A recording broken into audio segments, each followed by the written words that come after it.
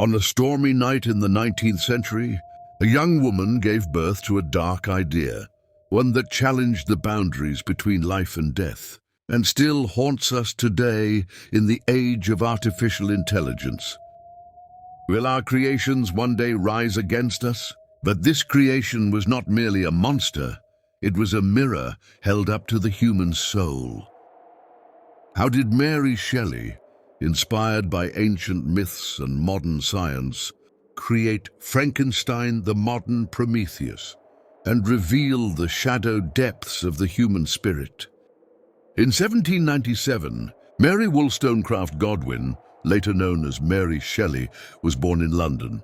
Her mother, Mary Wollstonecraft, the famous English feminist, died just 11 days after giving birth. Her father, William Godwin, a philosopher and early anarchist thinker, raised her, but Mary's life was marked by loneliness and loss.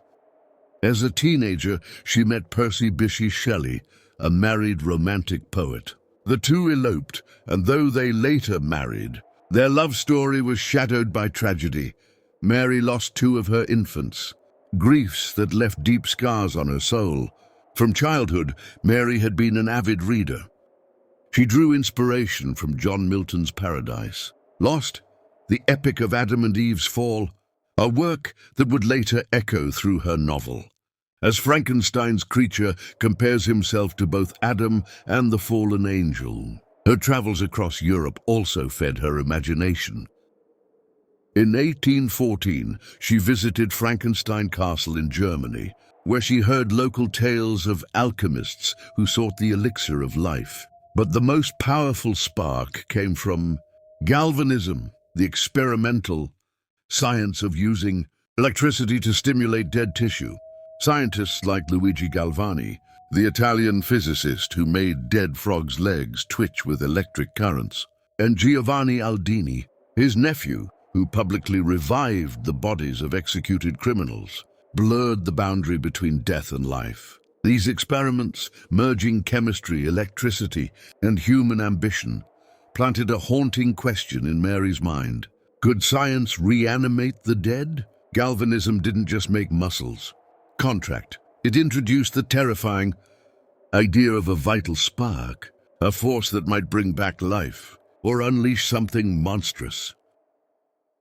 In 1816, the year without a summer, the skies over, Europe were darkened by the eruption of Mount Tambora.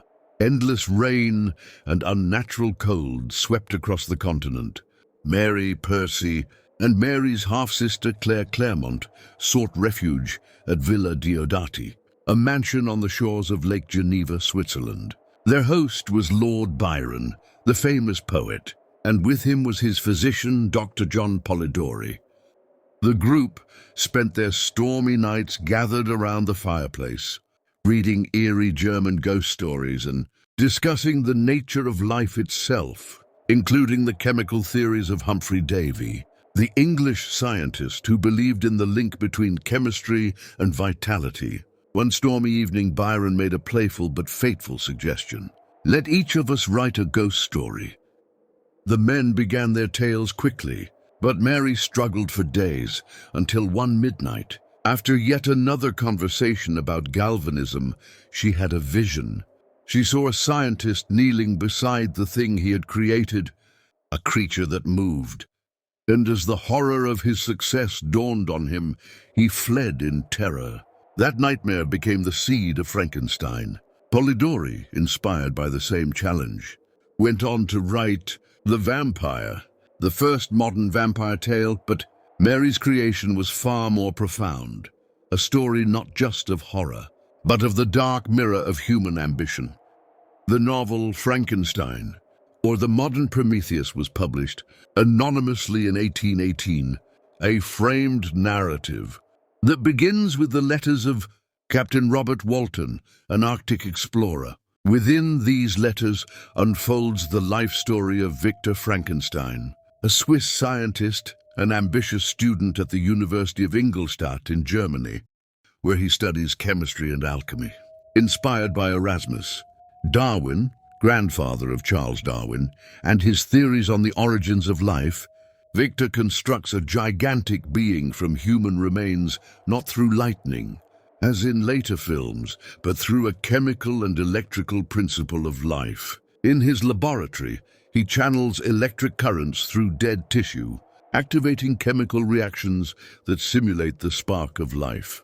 But when the creature awakens, Victor is horrified by what he's made: its yellow skin, watery eyes, and towering 8-foot frame, and he abandons it in terror. That moment marks the beginning of Victor's psychological collapse. He is consumed by anxiety and guilt, haunted by nightmares of his creation pursuing him. His health deteriorates. He becomes feverish, delirious, and mentally broken, like a father rejecting his own child. Meanwhile, the creature, unnamed throughout the novel, a deliberate choice by Shelley, wanders the world in isolation, like a lost infant. By denying him a name, Shelley prevents easy sympathy and turns him into the embodiment of the other, forcing readers to confront deeper questions of identity and humanity. Is the creature truly a monster, or is he the mirror of a monstrous society? He learns language, reads Paradise Lost, and longs for love and belonging, but every human he meets recoils in fear. Rejected and enraged, he takes revenge by destroying Victor's family. Victor, in turn, becomes obsessed with vengeance and chases his creation to the ends of the earth. The novel becomes a haunting exploration of loneliness, guilt, and the boundaries of humanity, asking the eternal question: is the monster born evil or made so by the cruelty of mankind? The subtitle, The Modern Prometheus, comes directly from Greek mythology. Prometheus, the Titan, shaped humankind from clay and stole fire from the gods to give it to them. But Zeus, the chief god, punished him by chaining him to a rock where an eagle devoured his liver every day. Victor Frankenstein, like Prometheus, steals forbidden knowledge, the secret of creating life, and suffers ruin as a result. Mary Shelley, influenced by Immanuel Kant, who once called Benjamin Franklin the modern Prometheus, saw science as the new fire, a force that could both enlighten and destroy. The novel explores hubris, excessive pride, the responsibility of the creator, akin to parenthood, and the rejection of the other, social and moral difference. The creature is a morally and philosophically complex being. He is capable of love, as seen when he secretly helps the de Lacy family, a poor rural household, yet when he is rejected, he turns to vengeance. This duality reveals the psychology of the creature. He suffers deeply from loneliness, questions the nature of his own existence, and even pleads with Victor to create a mate for him, hoping to escape isolation. But when Victor refuses, the cycle of suffering and violence continues. In the social context of 19th century Europe, an era marked by industrialization, political revolution, and fear of the other, such as slaves, immigrants, and the lower classes, the creature becomes a symbol of the outcast, those whom society rejects for their appearance or difference. Through this, Mary Shelley offers a sharp critique of racism, class division, and the fear of difference, showing that the monster is not born evil, but made so by rejection. Ultimately, Frankenstein stands as a romantic warning against the Enlightenment, a cautionary tale about science, unbound by ethics. The creature embodies the human, subconscious, and our fear of our own creations, a reflection as relevant today, in the age of artificial intelligence, as it was 2 centuries ago. Frankenstein is not just a novel, it is, in every sense, a modern myth. In 1831, Mary Shelley published a revised edition of her work, featuring a new preface and a more philosophical tone. A few years earlier, London theatres had begun bringing the story to life on stage with productions like Presumption or The Fate of Frankenstein, 1823, where the creature appeared before audiences for the first time. In 1931, American director James Whale created a cinematic adaptation that left an enduring mark on the legend.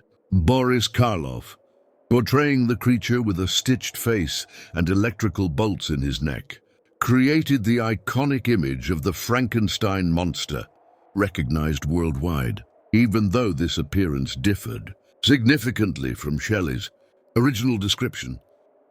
Today, the spirit of Frankenstein lives on in countless forms: films, comic books, and series such as Penny Dreadful, which reimagine the myth in Gothic and philosophical contexts. The story permanently blurred the line between horror and science, laying the foundation for modern science fiction. Its influence can even be seen in works like Blade Runner, 1982, where questions of creator and creation, human and machine, resurface. By writing Frankenstein at the age of 18, Mary Shelley not only shaped the future of literature, but also proved that women could be creators of darkness, philosophy, and myth, which is why she is rightly called the mother of science fiction. Maybe Frankenstein's monster never truly dies. It lives deep in our minds, in our fears of the creations we bring to life, and in the search for moral and human answers. Who do you see in the mirror, the creator or the outcast? Share your thoughts, and subscribe, because myths are not just stories, they are still alive.